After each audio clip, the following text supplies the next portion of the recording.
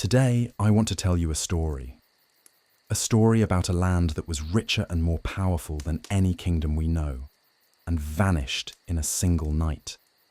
You've probably heard the word Atlantis. For some, it's just a myth invented by philosophers. For others, it's a riddle that has haunted archaeologists and adventurers for centuries.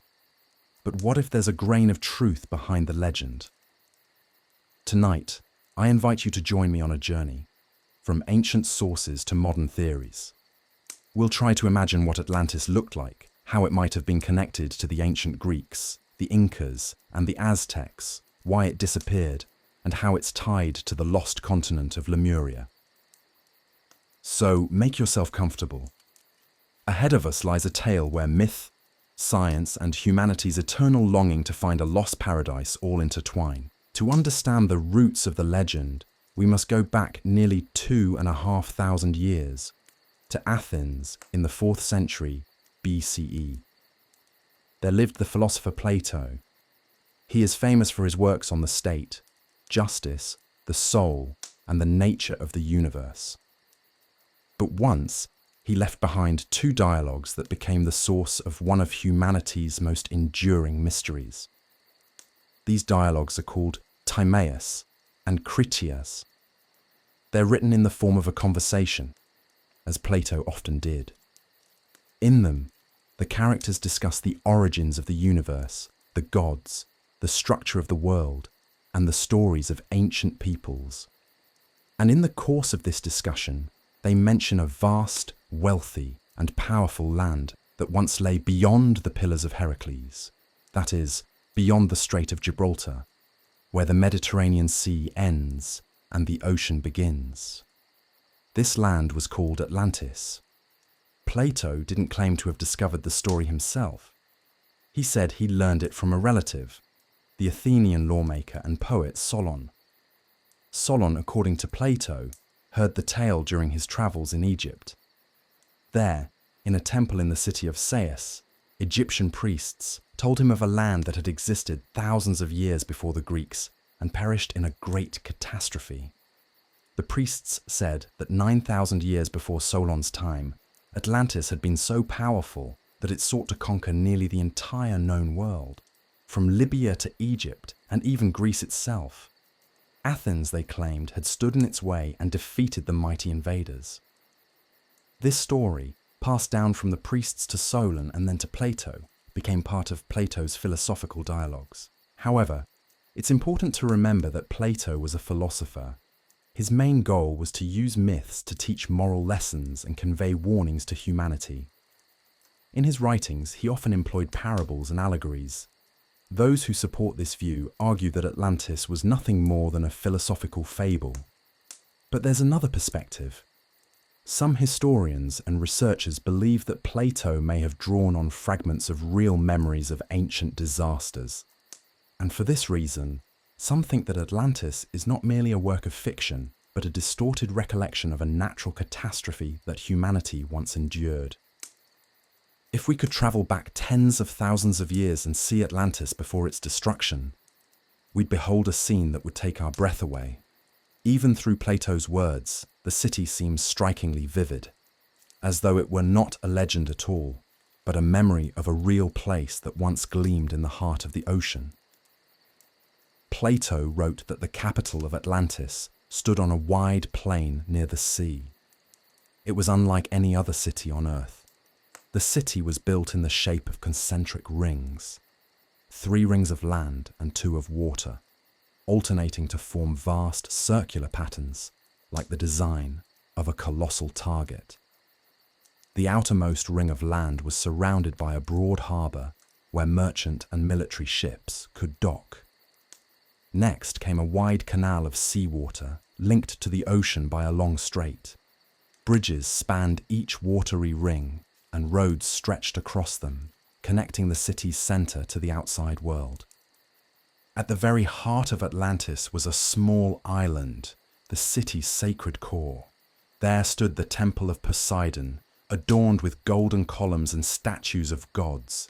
Beside it rose the palace of the Atlantean kings, built from rare stones of white, red, and black hues. Plato described how these stones were quarried nearby, their shimmering colours giving the walls a dazzling, almost otherworldly look. The temple was encircled by golden walls, and within stood shrines and a massive statue of Poseidon himself, depicted riding a chariot drawn by 6 horses. The capital was further enriched by lush gardens, colonnades, gymnasiums, bustling marketplaces, and broad squares where life thrived. Atlantis wasn't only beautiful, it was ingeniously designed. Ships navigated its canals, and the bridges were equipped with lifting mechanisms to allow vessels to pass. Beyond the capital's grandeur, the island boasted fertile plains. Plato described vast fields where grains, fruits, and vegetables were cultivated under a mild climate, free from harsh winters or oppressive heat. The mountains yielded rich mineral resources: copper, gold, silver, and even the mysterious metal orichalcum, which Plato claimed was nearly as valuable as gold. Orichalcum shone with a fiery glow and was widely used to decorate walls, temples, and even the city's streets. The Atlanteans raised numerous animals, from bulls to elephants, which astonished the Greeks, as elephants were otherwise native only to Africa and India. Extensive gardens were irrigated by an intricate network of canals, a testament to their advanced agriculture and water management systems. Fresh water flowed down from mountain springs, separating into warm and cold streams. These supplied the city's baths, fountains, and public pools. Around the capital stretched well-built roads and canals connecting the farmlands to the ports and urban centres, making the transport of crops and goods swift and efficient. Plato wrote that Atlantis lay beyond the Pillars of Heracles, the ancient Greek name for the Strait of Gibraltar. This meant the fabled island was located in the Atlantic Ocean to the west of the Mediterranean Sea. The philosopher also mentioned that from Atlantis one could sail onward to other islands and even reach a great opposite continent. Some enthusiasts believe this description hints at the Americas, though. Of course, Plato himself could not have known of their existence. He further described Atlantis as being larger than Libya and Asia Minor combined, which would have made it an enormous landmass. Today, no one can pinpoint its precise location, but Plato's account continues to direct researchers toward the Atlantic, from the Canary Islands and the Azores to the coasts of Morocco and Spain. In Plato's account, Atlantis was not a single, unified kingdom, but a vast empire divided into 10 realms. All of these were subject to one supreme king, a descendant of the sea god Poseidon, and a mortal woman named Cleito. Legend has it that Poseidon fell in love with the beautiful Cleito, who lived on the very hill where the capital of Atlantis would later rise. To protect her from other mortals, the god encircled the hill with alternating rings of water and land, thus shaping the distinctive design of the city itself. From their union were born 5 pairs of twin sons, 10 in total. Each son received a portion of the land to govern, but the eldest, Atlas, was given the central and most powerful domain. The entire island was named Atlantis in his honor. Atlas became the supreme ruler, while his 9 brothers governed their territories as subordinate kings, paying tribute to Atlas and recognizing his authority. This division of power did not weaken the empire. In fact, it strengthened it. Each kingdom retained a degree of autonomy, but the most important decisions were made during joint councils, where all 10 rulers gathered to deliberate. This cooperative structure allowed Atlantis to maintain order across its vast territories and respond swiftly to threats or opportunities. The federation of these realms made Atlantis a formidable maritime power. Every region could quickly contribute troops or ships, enabling rapid mobilization for defense or expansionist campaigns. The laws of Atlantis were said to have been established by Poseidon himself. During his lifetime, he laid down sacred decrees and oaths for his sons, which their descendants were bound to uphold. The kings would convene at regular intervals in the Temple of Poseidon, where they held state councils and performed solemn religious rites. According to legend, these gatherings included an ancient ritual in which they sacrificed a bull, letting its blood flow onto a golden tablet inscribed with the laws, pledging to obey them faithfully.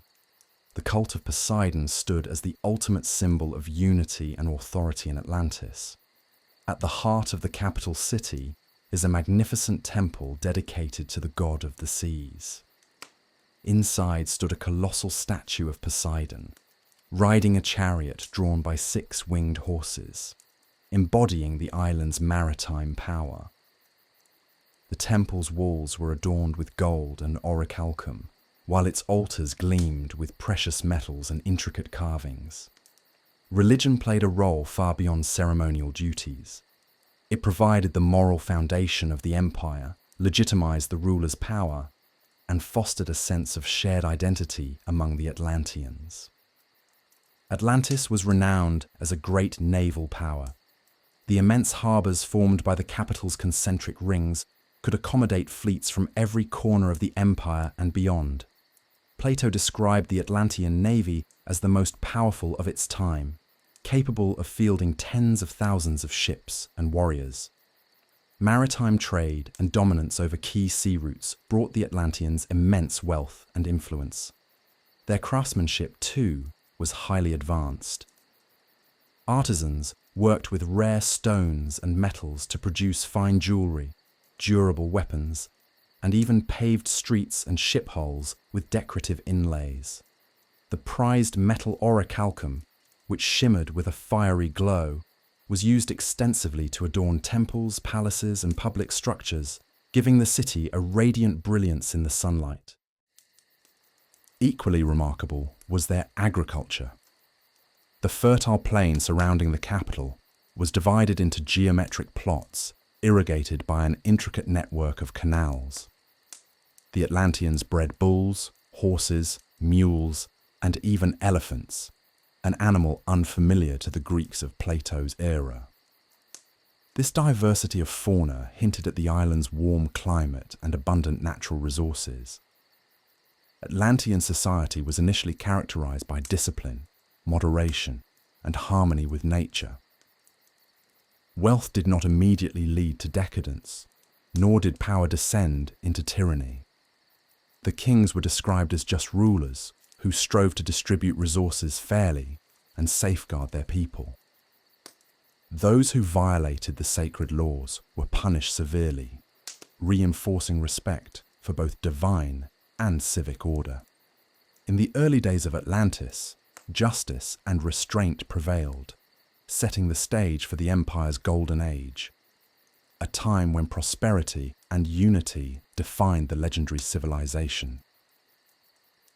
Atlantis, according to ancient stories, was far from an isolated realm. The Atlanteans traded, waged wars, and possibly even influenced neighboring peoples.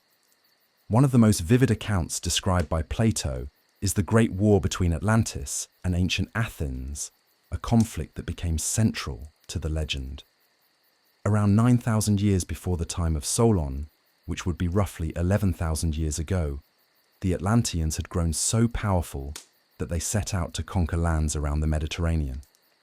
Their armies marched into Egypt, Libya, and parts of Europe, steadily advancing toward Greece. It seemed that nothing could stop the expansion of the mighty sea empire with its vast fleet and formidable army. Yet, according to the tale, the rising city-state of Athens stood in their path. Though still young and comparatively small, the Athenians displayed extraordinary courage. A much smaller Athenian force managed to resist the Atlantean onslaught and even achieve victory. In the legend, Athens is celebrated as the savior of Europe, protecting it from enslavement by the Atlantic power. To many historians, this story reads as an allegory. The brave, freedom-loving Greeks confronting a proud and overreaching empire that had turned away from divine laws, a moral tale rather than a chronicle of actual events. Centuries later, especially during the 19th and 20th centuries, Explorers and writers proposed bold theories, suggesting that Atlantis might have been linked to the civilizations of Central and South America, the Maya, the Inca, and the Aztecs. Several striking similarities caught their attention. Both the Egyptians and the peoples of Mesoamerica built massive pyramid-like temples, and some enthusiasts believed that the idea of such monumental architecture could have come from a single ancient source, possibly Atlantis. The Inca and Maya developed advanced systems of terraced farming and irrigation canals, reminiscent of Plato's descriptions of the ringed waterways of Atlantis. Stories of a great flood appear in the myths of the Maya, Aztecs, Sumerians, Greeks, and Indians, and some suggested that these legends were a shared memory of a global cataclysm that destroyed Atlantis. Even certain gods worshipped by the Maya and Aztecs were connected to water, rain, and the sea, which researchers linked to the Atlanteans' devotion to Poseidon. By the 19th century, the idea gained popularity that Atlantis had been located in the Atlantic Ocean, and that survivors of its destruction could have reached the shores of the Americas, passing down their knowledge to the indigenous civilizations. However, modern archaeology and history reveal significant issues with these theories. The Maya and Aztec civilizations appeared long after Plato's supposed date for the fall of Atlantis, around the 10th millennium BCE.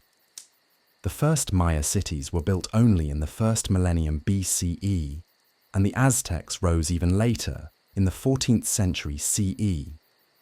No material evidence, such as artifacts made of orichalcum or inscriptions related to Atlantean culture, has been found in Central or South America that would suggest a direct cultural link. Moreover, flood myths appear among many peoples worldwide and are more likely the result of local disasters, rising sea levels, and climatic changes experienced across different regions in ancient times, rather than a collective memory of a single lost civilization. While the legend of Atlantis continues to inspire researchers and adventurers, mainstream science remains skeptical of any direct connection between the Atlanteans and the ancient civilizations of the Americas. And yet the mystery persists. According to Plato, the destruction of Atlantis was not a random natural disaster, but divine retribution. In the dialogue Critias, the philosopher explains that for a long time the Atlanteans lived in harmony with the laws of Poseidon. They were just and temperate and did not abuse their wealth. But over time, their morals decayed. They became greedy, enslaved neighboring lands, conquered parts of Africa and Europe, and sought to subjugate the entire world. The gods saw their arrogance and decided to punish Atlantis. At a council of the gods, mighty Zeus declared that the Atlanteans had lost their divine nature and fallen victim to their own avarice, and therefore deserved destruction. According to Plato, in a single day and night of misfortune, earthquakes and floods engulfed the island, and Atlantis disappeared into the depths of the ocean. In later centuries, scientists and researchers tried to explain the demise of Atlantis through natural causes. If Atlantis truly existed, its disappearance might have been caused by a geological catastrophe. One hypothesis links the destruction of Atlantis to the eruption of the volcano on the island of Santorini, Thera, around 1600 BCE. The explosion was so powerful that it wiped out the Minoan civilization on Crete and caused massive tsunami waves. Although the Minoans lived much later than the era Plato attributed to Atlantis, their fate shows that volcanic disasters could indeed annihilate entire cultures. Another idea points to earthquakes and tsunamis. Ancient coastal cities often suffered from tectonic shifts, and if Atlantis had been located in the Atlantic Ocean or near the Mediterranean, powerful quakes might have triggered devastating waves that literally washed away cities. Some researchers suggest changes in climate and a rise in sea level as possible causes. At the end of the last ice age, about 12,000 to 10,000 years ago, the level of the world's oceans rose by roughly 100 meters due to the melting of glaciers. Many coastal areas were flooded, and such events could have inspired the legends of sunken lands. A more dramatic hypothesis involves a cometary impact. Some theorists propose that Atlantis was destroyed by the fall of a large meteorite or even a comet. Such an impact could have caused abrupt climate shifts and enormous waves, obliterating coastal regions and islands. However, no convincing evidence has been found to support this theory, which remains more of a captivating speculation than an established fact. Nonetheless, traces of ancient catastrophes do exist. Geologists and archaeologists have discovered evidence of dramatic events that might have inspired the old legends of floods. Submerged settlements have been found on the seabed of the Mediterranean near the coasts of Israel, Turkey, and Greece, once dry lands later swallowed by the sea. Near the Azores and Canary Islands, researchers have identified underwater terraces and mysterious geological formations that some enthusiasts interpret as remnants of sunken cities. In the Strait of Gibraltar and along the African coast, signs of ancient landslides and volcanic activity have been uncovered, events that could have generated destructive waves. Although none of these discoveries prove the historical existence of Atlantis, they demonstrate that the ancient world did experience natural disasters of enormous scale. Interestingly, the legend of Atlantis' destruction echoes the biblical story of the Great Flood and Noah. In both tales, we find the theme of divine punishment for human sin, with water as the instrument of retribution. Plato himself mentioned that Egyptian priests told Solon of a series of floods that had wiped out entire civilizations. This idea curiously recurs in the myths of many peoples, the Sumerians, Greeks, Indians, and Maya. All of this suggests that the flood legends may preserve a distant memory of real catastrophes that shook the ancient world. The legend of Atlantis is the most famous story about a sunken land, but it has a kind of sister myth, the mysterious continent of Lemuria. These two legends are often linked together, though their origins and meanings are quite different. The world learned of Lemuria much later than of Atlantis. Only in the 19th century, its story began not with myth, but with science. Zoologists of the time noticed that certain species of animals, for example lemurs, lived in Madagascar and India, but were absent in Africa and the Middle East. Unable to explain this distribution with the knowledge of geology then available, scientists proposed that there had once been a vast landmass connecting Madagascar to South Asia, which later sank beneath the sea. This hypothetical continent was named Lemuria. Unlike Atlantis, Lemuria originally had nothing to do with gods, morality, or the fall of ancient civilizations. It was a scientific hypothesis aimed at explaining the spread of flora and fauna. However, the idea of a lost continent soon captured the public imagination. In the 19th century, amid a growing fascination with mysticism and hidden truths, Atlantis regained popularity, now as the cradle of an ancient primal civilization.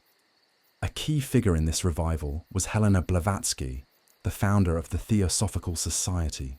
In her writings, especially The Secret Doctrine, 1888, she claimed that Atlantis was the homeland of the fourth root race of humanity, powerful Atlanteans who possessed advanced spirituality, psychic abilities, and knowledge of cosmic laws. Blavatsky was the first to link Atlantis with Lemuria, arguing that civilizations on Earth arose in a sequence of spiritual evolutions. The Lemurians came first, then the Atlanteans, and finally, modern humans. Though these ideas had no scientific foundation, they resonated deeply with followers of theosophy and later influenced many occult movements of the 20th century. In the early 1900s, German mystic Rudolf Steiner, the founder of anthroposophy, also focused on Atlantis. He believed the Atlanteans possessed knowledge that allowed them to harness the forces of the earth and control natural elements, and that their downfall came from losing their spiritual purity. For Steiner, the story of Atlantis represented a crucial stage in the development of the human soul, rather than merely a legend about a sunken land. Western esoteric schools such as the Rosicrucians, Freemasons, and various mystical orders also embraced the myth. In their traditions, the Atlanteans were seen as keepers of ancient wisdom, part of which was passed on to the Egyptian priesthood and, through them, to the Greeks. Thus, Atlantis became a symbolic bridge between humanity's mythical past and the secret teachings of the ancient world. These ideas also shaped claims about Atlantis's influence on other civilizations. Occult texts asserted that the Egyptian pyramids and temples were built with the help of Atlantean descendants, and that the knowledge of the Maya and Inca likewise originated from this lost culture. At the turn of the 19th and 20th centuries, during the height of spiritualism and fascination with the paranormal, Atlantis became one of the most popular subjects for mediums and alleged contacts with ancient civilizations. The famous American clairvoyant Edgar Cayce claimed during his trances that he saw Atlantis and even predicted that its remains would soon be discovered near Bimini. He described the Atlanteans as a people who used crystal-powered energy sources and flying machines. These accounts fueled a new wave of speculation and searches for Atlantis throughout the 20th century, blending myth with the rising genre of science fiction. More than 2,000 years have passed since Plato first mentioned the sunken empire, yet people are still searching for traces of this legendary world. The real wave of exploration began in the 19th century, when the legend of the lost land ceased to be just a literary theme and started to acquire a geography of its own. A key figure in this revival was American congressman and self-taught writer Ignatius Donnelly. In 1882, Donnelly published his famous book, Atlantis, the Antediluvian World, in which he argued that Atlantis had been a real continent in the Atlantic Ocean, the cradle of all great civilizations, from Egypt to the Maya. Donnelly compiled a vast array of archaeological data, similarities in myths, and linguistic parallels between the peoples of the Old and New Worlds. He concluded that these coincidences could be explained only by a common source, Atlantis. His book became a sensation and inspired a wave of future searches for the lost civilization. In the 19th century, the search for Atlantis became more systematic. Scholars and amateur explorers organized expeditions across the Atlantic. The Azores Islands drew particular attention, as their underwater ridges looked like the remains of sunken plateaus. Later, researchers shifted their focus to the Mediterranean, especially the Greek island of Santorini. In the 1960s and 70s, archaeologists excavated the ancient city of Akrotiri on Santorini, which had been destroyed by a massive volcanic eruption around the 16th century BCE. The scale of the disaster and the advanced culture of the city inspired the hypothesis that the tragedy of Santorini may have been the historical prototype for Plato's Atlantis. Equally intriguing were discoveries in the Caribbean. In 1968, near the Bimini Islands in the Bahamas, just as the clairvoyant Edgar Cayce had predicted, divers stumbled upon flat stone slabs aligned in neat rows, resembling a paved road or ancient pier. The find was quickly dubbed the Bimini Road and hailed as evidence of a sunken civilization. However, geologists later determined that the formation was natural. Limestone blocks fractured over time due to waves and erosion. Some enthusiasts have proposed even more exotic theories, that Atlantis might lie buried beneath the Antarctic ice sheet or off the southern coast of Spain, near the ancient delta of the Guadalquivir River. In the early 21st century, archaeologist Richard Freund and his Spanish colleagues studied marshlands in the Doñana National Park in Andalusia. From the air, they noticed circular patterns resembling Plato's description of Atlantis's capital. Soil samples revealed traces of ancient flooding, but no definitive archaeological evidence of a lost city has yet been found. Modern technology has transformed the search. With the advent of submersibles and sonar mapping, scientists can now explore the ocean floor in far greater detail. Oceanographers are able to produce high-resolution maps of underwater ridges and trenches, helping in the hunt for any submerged structures. In the Atlantic, they have indeed found signs of ancient tsunamis, landslides, and even remains of drowned coastal settlements. But nothing resembling a massive continent or city on the scale of Atlantis. Scientists generally explain the absence of convincing evidence quite simply. If Atlantis had been an island, or even a Bronze Age archipelago, thousands of years of oceanic currents, erosion, and volcanic activity could have erased nearly all traces of it. Moreover, many places once thought to be Atlantis have turned out either to be natural formations or much later ruined cities. Still, the search continues, driven not only by curiosity, but also by the enduring allure and beauty of the legend itself. The legend of Atlantis has survived for thousands of years and continues to captivate people around the world. Its roots go back to the philosophical dialogues of Plato, who may have intended not so much to describe a real place as to warn humanity about the destructive consequences of pride and greed in civilizations. Yet the allure of this story proved so powerful that the myth of the sunken realm took on a life of its own, inspiring scientists, explorers, writers, and dreamers alike. Modern science offers no definitive proof of Atlantis' existence, yet geological and archaeological evidence shows that Earth has indeed endured massive disasters, volcanic eruptions, earthquakes, floods, that could have erased entire cities from the map. Such cataclysms undoubtedly nourished the legends of great floods and vanished lands. Perhaps the enigma of Atlantis will never be fully solved, but the legend itself will endure, reminding us of the fragility of civilizations and humanity's eternal quest to uncover the origins of its own history. Thank you for watching this video until the end. If you enjoyed it, please support the channel.